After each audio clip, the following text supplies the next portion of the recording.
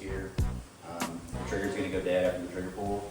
I'm just gonna fake like I'm pulling the trigger. This is a good assessment of honesty. I love doing this. I'll show you in a second what I like to do with the zip tie. It just kind of resets the trigger for me. It doesn't have a wall, but it does reset the trigger. And that one's really good at wearing your finger out. Let's do some doubles here. We'll do a couple reps of this.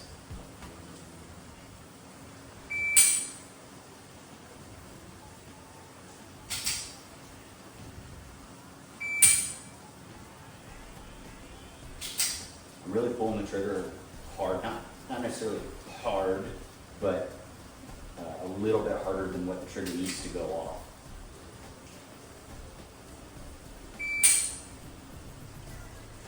Just really trying to focus on pulling the trigger straight back.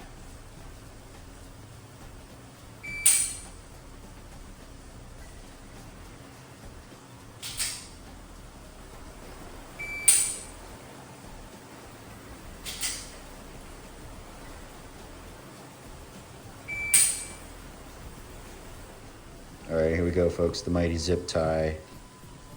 This is most genius invention ever for the Glock dry fire trigger reset tool. No dry fire mag needed.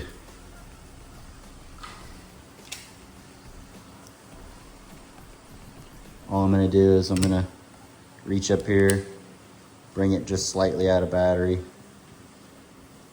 Just take this zip tie, just place it in there like that. And now,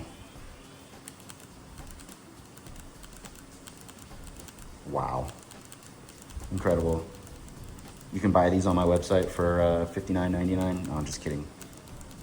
I do like to have, this is just one that I had in my garage. It's a black one, but I actually did end up buying like some orange and blue and pink ones and cut like that so that I could, they're just higher visibility so I can find them laying around. I have them laying around all over the place, but definitely worth it.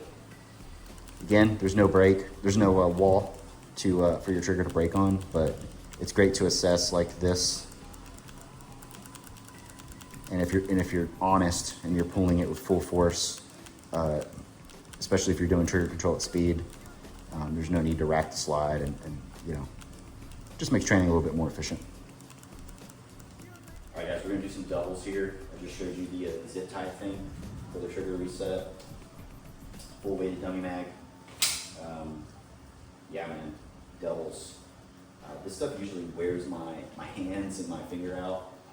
This is usually at the point of the training where I'm starting to get a little worn out before I move into transitions. Let's do some doubles here. I'm only gonna do a few.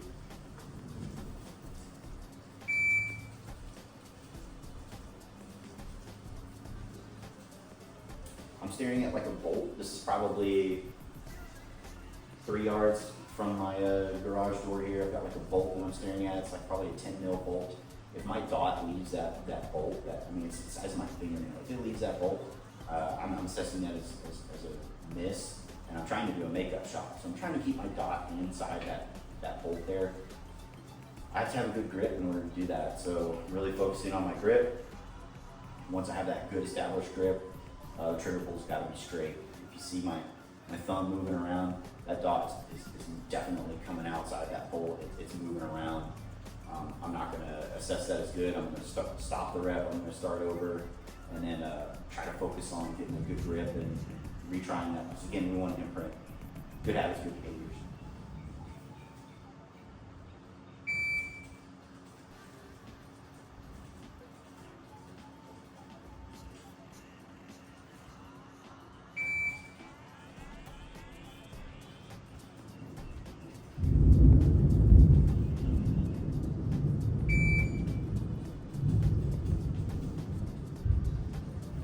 I'm gonna do one run here where I really smash the trigger like this is way more than the trigger needs in order to go off. I just want to assess my grip and see if under a lot of pressure, I want to know what behaviors happen.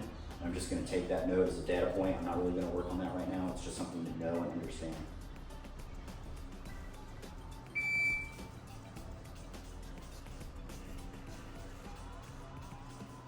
Alright, so I'm definitely getting the seatbelt technique whenever I do, or the seatbelt result whenever I do that at high right, low left, high right, low left. I'm also getting some low right whenever I try to correct for that after I've already initiated the low left movement.